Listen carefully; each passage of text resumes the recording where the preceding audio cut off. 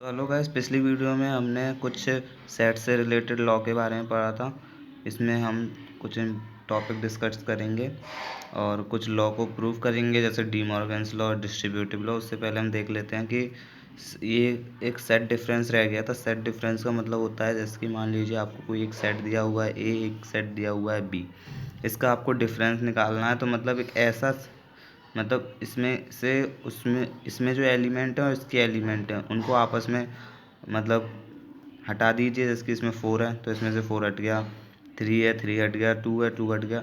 अब आप देख सकते हैं कि इसमें 1 बचा है और इसमें 5 बचा है। बट अगर हम ए और बी का डिफरेंस निकालें, यानी कि ए डिफरेंस को हम माइनस से करेंगे, तो ए और माइनस बी अगर हम कर रहे हैं तो ए के एलिमेंट लिखेंगे जो कि बचे हुए हैं। तो ए में क्या बचा हुआ है? 1 ओनली, यानी कि इस 5 को नहीं लिखेंगे। अगर हम बी माइनस ए कर रहे हैं तो हम 5 लिखेंगे। ठीक। और अगला हम बात कर लेते हैं कार्टेशियन प्रोडक्ट। कार्टेशियन प्रोडक्ट के बारे में, मतलब क्रॉस प्रोडक्ट भी कह सकते हैं इसे। इसके बारे में थोड़ा बात कर लेते हैं। तो कार्टेशियन प्रोडक्ट क्रॉस प्रोडक्ट होता है, जैसे कि अगर हमें कोई एक सेट दिया हुआ है ए और बी, उसके बाद हमें उसका कार्टेशियन प्रोडक्ट, मतलब ये जो क्रॉस का निशान है इसको कार्टेशियन प्रोडक्ट बोलते हैं। मतलब कि ए क्रॉस बी, ये होता है एक Cartesian product of A and B.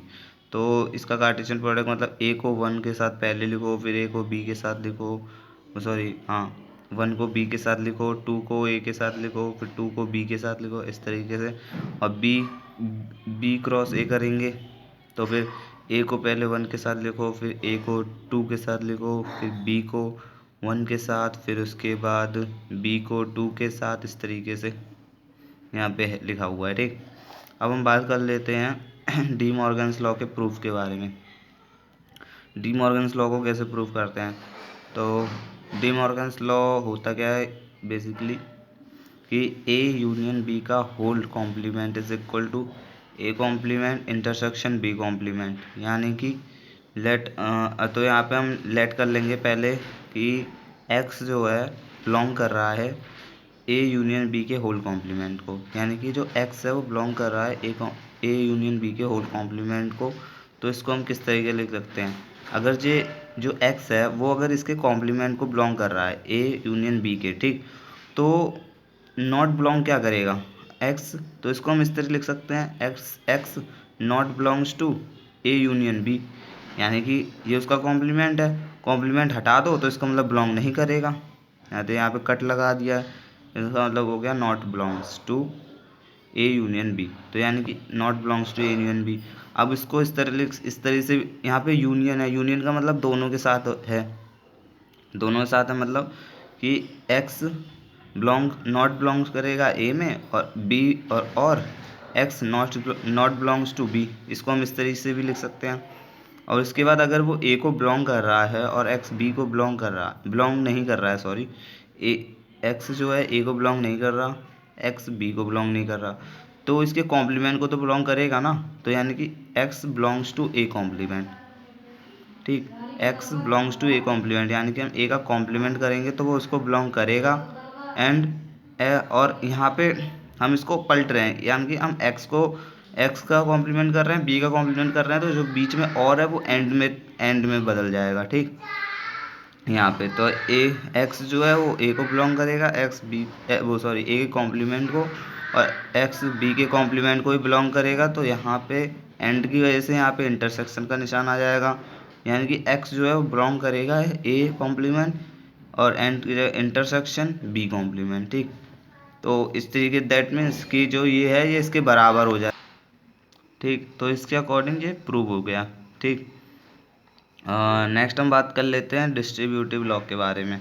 तो डिस्ट्रीब्यूटिव लॉ क्या कहता है कि A union B intersection C is equal to A union B intersection B union C. ठीक। तो इसमें भी हम वही करेंगे, सेम प्रोसेस अब वो करेंगे कि हाँ कि एक्स जो है लेट कर लेंगे एक्स बिलोंग्स टू दिस। ठीक। X A union B intersection C को बिलोंग कर रहा है। ठीक। इसको समीकरण नंबर 1 मान लिया है हमने। और फिर इसके बाद यहाँ पे क्या करा है हमने कि ए, इसका मतलब इसको यूनियन है तो दोनों को अलग कर सकते हैं। तो ए बिलोंग्स टू ए और A belongs to B intersection C. ठीक, तो अब एक्स जो है बिलोंग कर रहा है ए में, यानी कि एक्स बिलोंग्स टू ए, और यहाँ पे हम क्या लिख सकते हैं, एक्स बिलोंग्स टू बी, और इंटरसेक्शन की जगह हम एंड लिखते हैं, and X belongs to C. ठीक, उसके बाद X belongs to A, X belongs to A और एक्स बिलोंग्स टू बी, इसको हम इस तरीके से लिख सकते हैं जैसे मैंने बताया था कि इसका इसमें कर सकते हैं और इसका इसके साथ भी कर सकते हैं, और एंड को बीच में ऐसे लिख सकते हैं। ठीक, तो एक्स बिलोंग्स टू ए और एक्स बिलोंग्स टू बी, यानी कि जो एक्स इन दोनों में बिलोंग कर रहा है, एंड एक्स बिलोंग्स टू ए, ये वाला, और फिर इसका यहाँ पे करा है, इसके साथ कर दिया है अंदर, तो और एक्स बिलोंग्स टू सी। उसके बाद अब हम इसको कैसे लिख सकते हैं कि x belongs to A union B, इस तरीके से, और की जगह यूनियन, उसके एंड की जगह intersection, then x belongs to A union C, और फिर इसके जब ये दोनों को बिलोंग कर रहा है तो बीच में इंटरसेक्शन लगा के एक्स बिलोंग्स टू दिस। ठीक, तो फिर हमारे पास जे आ गया। ठीक, तो फ्रॉम इक्वेशन 1 and 2, यानी कि जो इक्वेशन हमारी पहले थी और ये थी, इससे देखिए हमारा ये प्रूव हो गया है। ठीक, तो यानी कि बस ये रिलेशन हमारा, मतलब ये लॉ हमारा प्रूव हो गया ना। अब हम बात कर देते हैं सेट थ्योरी में रिलेशन के बारे में। तो रिलेशन के बारे में बात करेंगे। Relation is the subset of A cross B, यानी कि ए और बी का कार्टेशियन प्रोडक्ट, दैट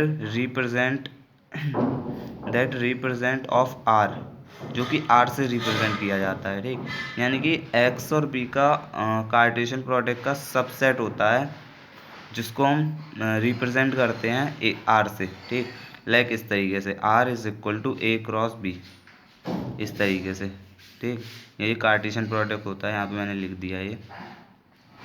तो यानी कि R is equal to A cross B, यानी कि ए क्रॉस बी का मतलब कि ए कॉमा बी, यानी कि ए के एलिमेंट और बी के एलिमेंट, यानी कि जो ए है वो ए में बिलोंग कर रहा है और बी है जो बी में बिलोंग कर रहा है, यानी कि बी एक सेट, ए जो यहाँ पे कैपिटल ए है वो एक सेट है, और बी जो कैपिटल बी है वो एक सेट है, यानी कि ए जो है वो उसका एलिमेंट है, बिलोंग कर रहे हैं, और बी उसके बी के एलिमेंट है जो बिलोंग कर रहे हैं। ठीक, तो इस तरीके से ही है। ठीक, रिलेशन।